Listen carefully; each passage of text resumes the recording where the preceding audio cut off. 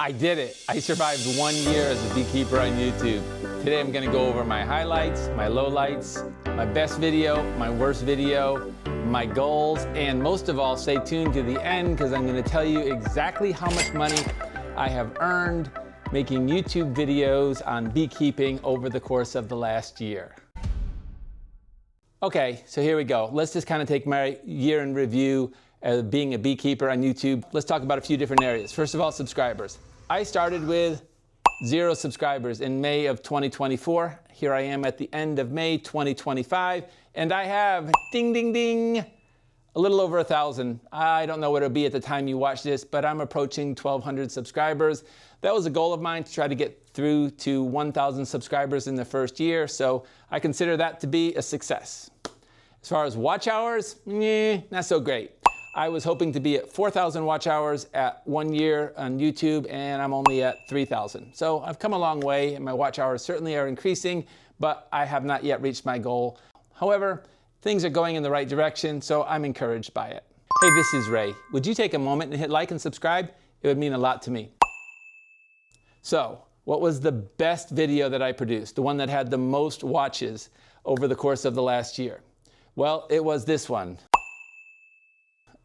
And it's entitled, Don't Start Beekeeping. This was a video that I produced on January 1st of the new year, which is basically a video that if I can talk you out of beekeeping, it may not be the right thing for you.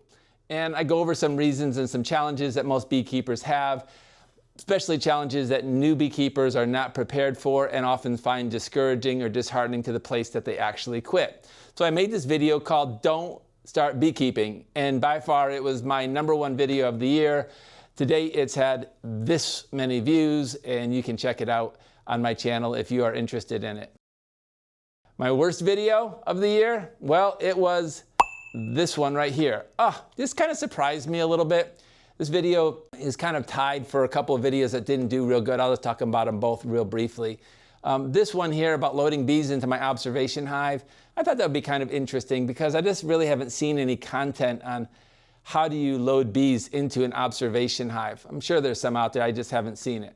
There's a lot of videos on installing packages, installing nukes, and all the traditional ways, but how do you put bees into an observation hive that's going to be indoors? And so I thought that might be an interesting video to make, and I kind of walked through it step by step, how I loaded the package and everything that I did. But it still has less than 100 views. You just never know what's gonna work and what's not gonna work.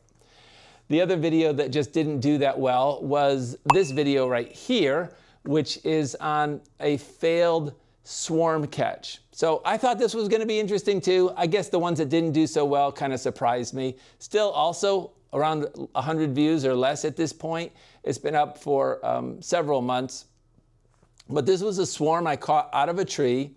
And I didn't put everything about this video in the final cut, but what actually happened with this video was we took this swarm and we put it into a nuke box. We stopped on the way home at a gas station, and the bees had somehow gotten out of that nuke box. There was a crack where they were able to get out. And we came out of the gas station where we had grabbed a drink, and we look out in the parking lot, and there's hundreds and hundreds and hundreds of bees swarming in the air.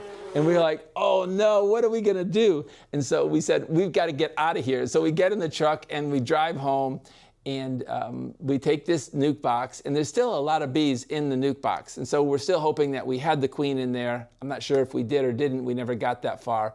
And so we take the swarm and we put it, we go to put it inside of a hive. We open up the nuke box to put them inside of the hive, and when we do, the rest of the bees, I don't know, probably 2,000 or 3,000 bees left, came, whoosh, just went out of the nuke box and flew up into a tree about 30 feet in the air onto a branch. And so basically the whole thing was a complete failure. We ended up with no bees at all for our time, our whole afternoon that we spent driving over there, getting the swarm out of the tree, and then bringing it home and putting it inside of a box. So all that to say, I thought it was gonna be an interesting video, but it is right down there tied at the bottom for one of my worst videos as far as the number of watchers that I had on that particular video. My original goals were to create some videos for my students. So I teach beekeeping classes locally here in South Carolina. And I also have a full beekeeping course on my website, a video-based course that people buy from around the nation. And so I really enjoy the teaching aspect, and I do some speaking on bees at bee clubs and conventions, etc. And if you're a new beekeeper and have not yet taken a beekeeping course, check out my website right here and look at the beekeeping course called Learn Beekeeping with Ray, which is a complete 40-plus lesson comprehensive beginner's beekeeping course from A to Z, everything you need to know to get through your first year. So my original goal was to take some of the questions that I get asked all of the time and put some video content on there so that when people email me, I didn't really have to go through long phone conversations explaining everything if I had created a good quality video for people to be able to view. I could send them a link and say, hey, I addressed this here. So that was kind of my original goal. But the channel kind of grew and I got some interest in the community. I've met some fascinating people in the bee industry.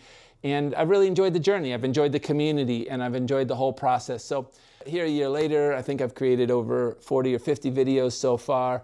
Again, my viewing hours just continue to increase and my subscribers continue to increase. And so I'm planning to continue the YouTube channel. The biggest struggle? There's a learning curve to this whole thing.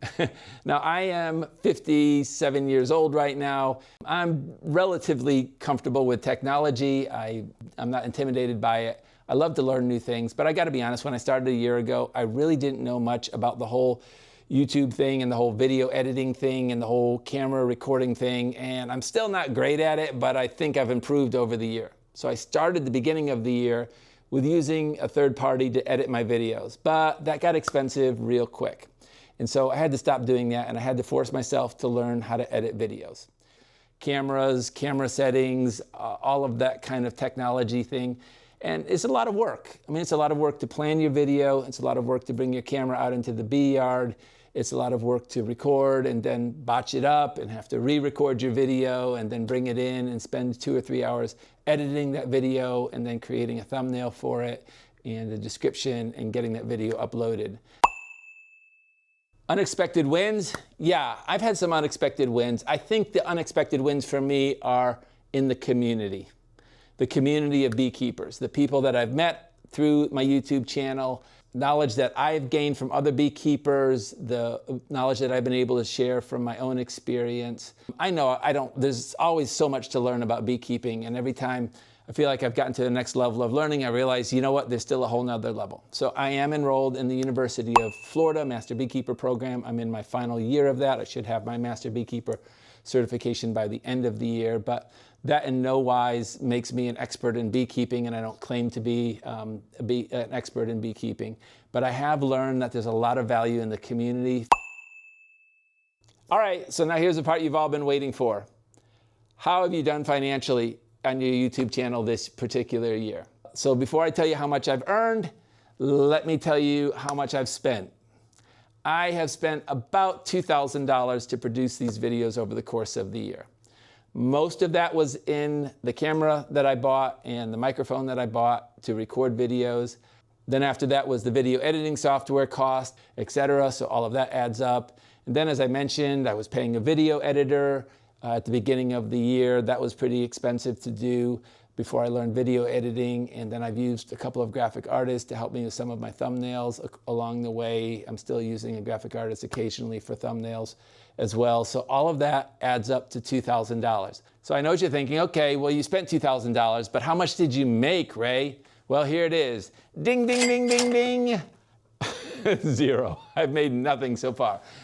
I don't know if I'll ever even get to $2,000 income and recoup all of my expenses. We'll have to see. Maybe I will. Yep, I'm basically $2,000 in the hole at this point, but I've had a great time doing it, and I'm glad that you joined me today to learn a little bit about my experience on my beekeeping channel. Hey, if you are a YouTuber and you are making bee-related content, put some comments down below. Say hi. I'll subscribe to your channel as well, and let's support each other as we go through this journey of beekeeping and sharing our knowledge on YouTube. Until I see you next time, God bless.